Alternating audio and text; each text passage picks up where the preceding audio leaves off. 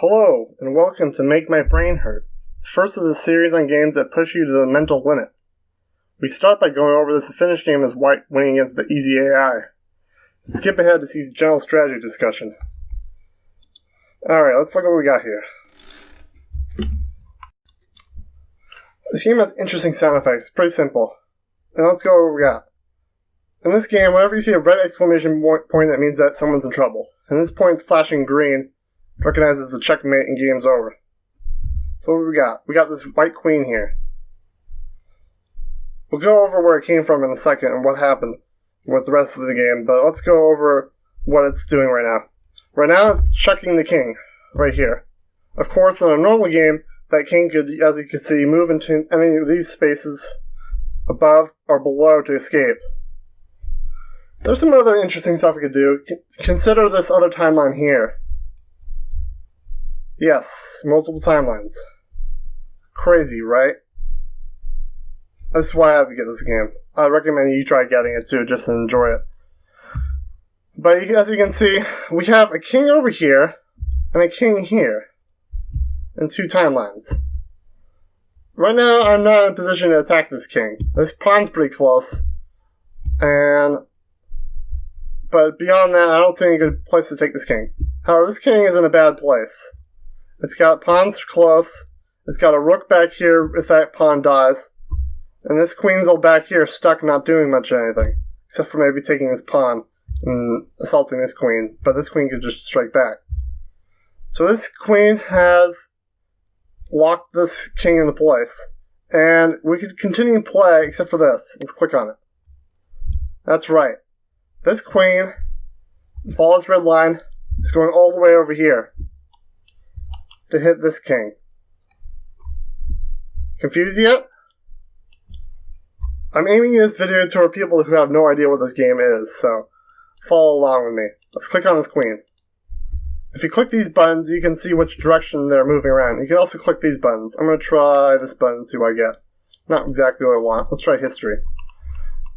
As you can see, the queen is a very powerful unit.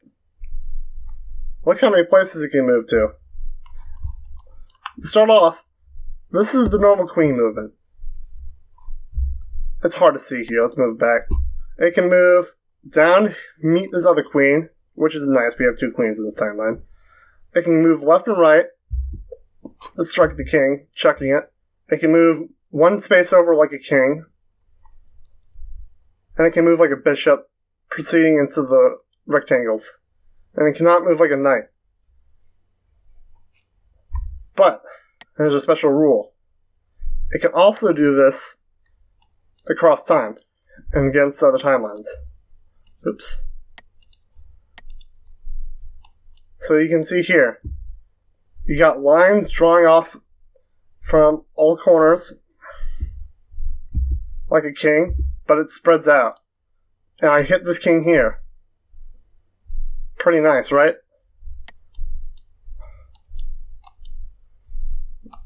So let's check it again. See right here?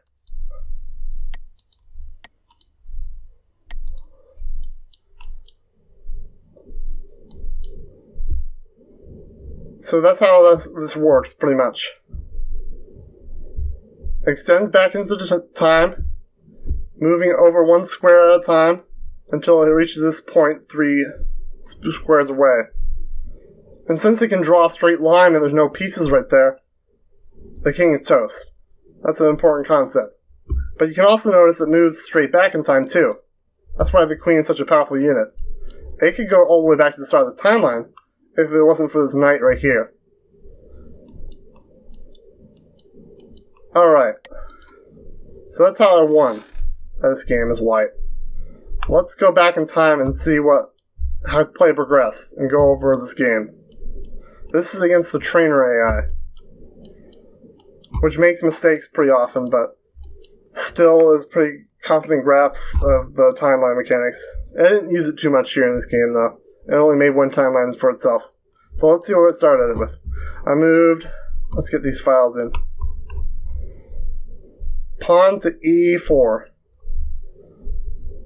Let's see, I was studying games, and this is a pretty common opening. So strategy in this game is a little bit different. It's a common opening, but I'm not sure if opening up any of the pawns where the king is next to is a good idea. We'll go over strategy later and talk about why moving the 3 pawns in front of the king might be a bad idea. But, of course, moving one of these pawns is good because it opens up space for the queen and the bishop at once, and it gives you central board control presence for that pawn, and you can spoil with the rest of the pawns and the rest of your pieces. So it's a strong move, but I would say it's risky because it opens up any space in front of your king, which is bad. The more space you have, the more people you have blocking your king is good, but more board presence is way better.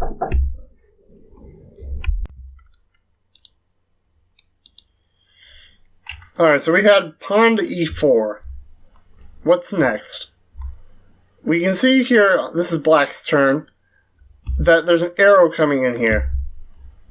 That means someone's moved from the future to the past. And we can see here that it was black that moved their knight to the past, creating a diverging timeline where he has 3 knights.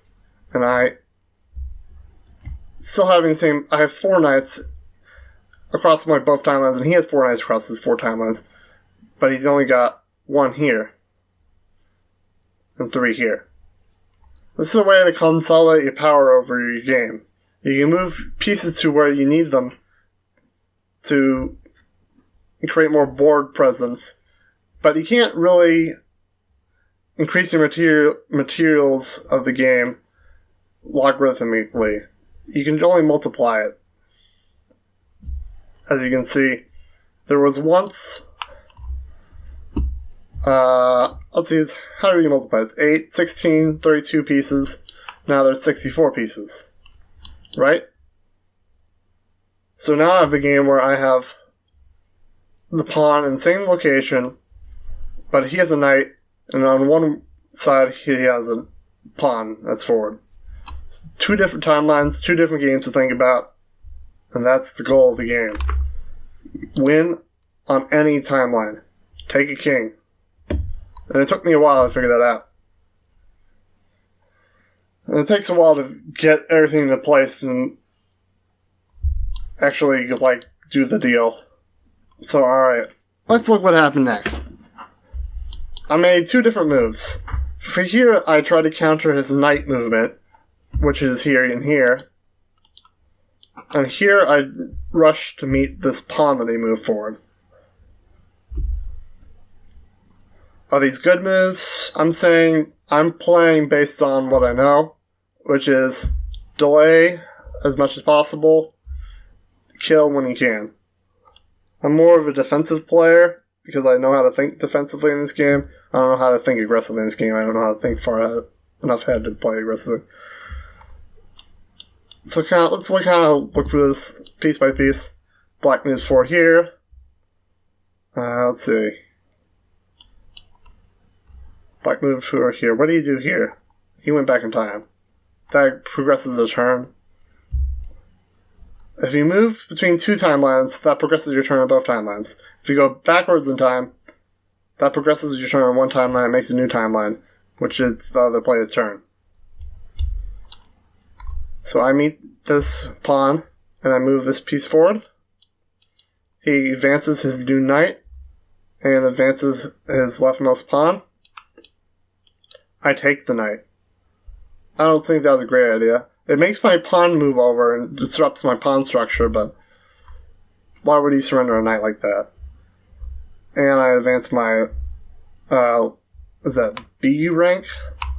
I forget what's the rank in a file. I believe it's 1, 2, 3, 4, 5, 6, 7, 8 files, and then A, B, C, D, E, F, G, H ranks. Or does it make more sense of 1, 2, 3, 4, 5, 6, 7, 8 ranks, and this is files? File would be up and down. A rank would be left and right. I'll try to memorize that. Rank. File. Alright, let's see if I memorize that. We'll continue here. I'm pretty new to chess. I mean, I've been playing it since I was a kid, but I've never really considered chess as something that I would enjoy. This is the first time I really enjoyed chess. What happens next? They move bishop up. And let's see. It's in a pretty good place here. It takes out that lonely pawn with nothing to really back up that pawn. And they move. Here they move their pawn forward, freeing up the queen to move out, or the bishop to move out. Pretty good move. I move my pawn up here. Not a great move. And I do the same here. But you gotta consider there's multiple timelines. Here, this pawn, it can't move another timeline over. If it wanted to move another timeline over, there'd have to be another one up here that the other players made. This is one timeline that they made, as you recall. It was made by this knight. And it becomes their timeline on their side of the board. Let's see, we were here. So this pawn can advance here. It can move over one timeline and stay in the same X and Y coordinate. It can also take a piece on to the left or right. Is it to the left or the right in time? It confuses me a little bit. I think it'd be to and right. We'll have to study this later, I guess. Pawns do kind of confuse me. They, as you remember, they can move 2 at the beginning, or 1. They can take to the left or right. They can, if a pawn passes them, moves to them 2 while they're in place, they can do en passant and take that piece, moving behind it, as I recall. And I'm not sure en passant works in this game, time travel-wise. That sounds pretty confusing. If a piece moves 2 timelines over from the starting piece to meet another pawn, would it be able to use en passant to kill it? And then hop back to its original timeline? Or would it hop one timeline over? I'm pretty sure that wouldn't work. But it's an interesting concept. Alright, let's kind of speed through this now. I'm replicating some of my moves here. Black is making its own unique moves, diversifying the board. I got similar pawn structure on both sides. They are diversifying their board. I like to keep... I don't know if that's a strategy of mine yet. I don't really have strategies yet. I'm just thinking, if I have the same pawn structure on both sides of the board, it simplifies things for me. I know what to think about. I know where my pawns can attack from or go. Because pawns, if moving across timelines or moving into the past, they have to stand still. So if there's a piece underneath my pawn in another timeline or in the past, I can take it. That's what my brain tells me. So I want to keep my pawn structure the same to kind of identify where I could be taking things. If they take one piece of mine, then I can move a pawn there, or a piece there to take their piece. It's probably not a good strategy, it's just a beginner strategy, man. Alright, let's move forward. Knight, queen move. I move across timelines here. You can see that. The rook is an interesting piece because it can go across in a straight line, across any timeline, or into the past, as long as it can find a resting spot. We don't really see the full power of the rook here. We just see it jumping 2 timelines and it spends a turn on each timeline. The play continues. Rook is advancing. I'm advancing. I'm trying to settle my pawn structure so it's nice looking. I don't really care about what pieces are moving into it yet. I just want more pawns to be supported. And I'm keeping it the same on both sides. Now I advance here. Switch it up here and push this pawn here. I think this is open up the rook coming out. And maybe to get it out of the way of this queen, because I want this bishop. I don't really know why I made that move, but we can keep going here. Bishop takes that pawn. Rook takes that pawn. Advancing knight. Alright, let's hurry up across here. They're moving their queen now. And their knight's real close. So I take it with queen. Let's check my recording real quick. Okay. Let's see what they do here. Here they move their king. According to wise people on the internet, you should never move your king if you can avoid it, because one, it's a waste of a turn. Two, it kind of opens up the king to be attacked using specialty moves on certain timelines. You don't want to move the king forward if at all possible. Moving it left and right is an okay move, but you'd rather move any other piece. Only move the king if you're in danger of being taken. And you can see that. It's really hard to guess when your king's about to be in check across timelines. I'm going to guess it saw that and moved its king. That's why I want to do that. Probably from this queen.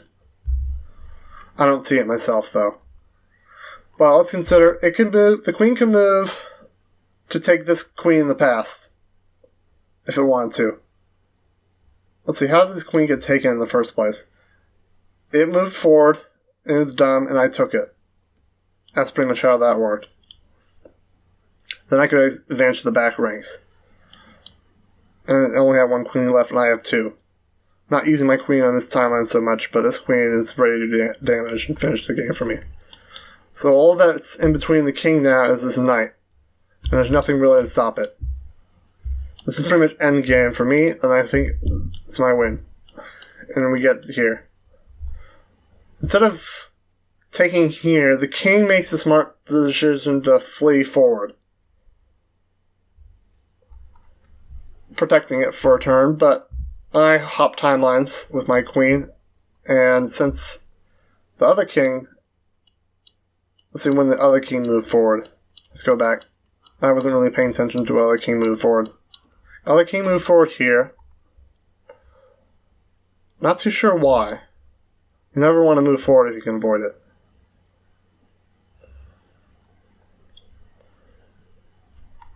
I think that was a poor point for the black player here. Move their king forward to a point of weakness. Surrounded by pawns, I'm sure, but pawns aren't going to protect you on your side of the... See, the pawns advance over timelines, like I said before. We'll study that in a second when we get to strategy. But yeah, that's victory for me. Take that pawn. Lock that piece into place. And since this piece, it's going over one and back one. It's going over one and back one. This is actually not a turn it would go back into. It would go back, it's a white piece, so it would go back into this white turn. There's no piece here, so it goes over and back one. There's no piece here, it goes over and back one. Here's the white one, not this one. And then it goes over and back one, another one. It just so happened that this is probably a luck for me. I wasn't really looking for this. Because that piece is open, and that piece is open, I win. And that's the beauty of this game. Okay. That's this part.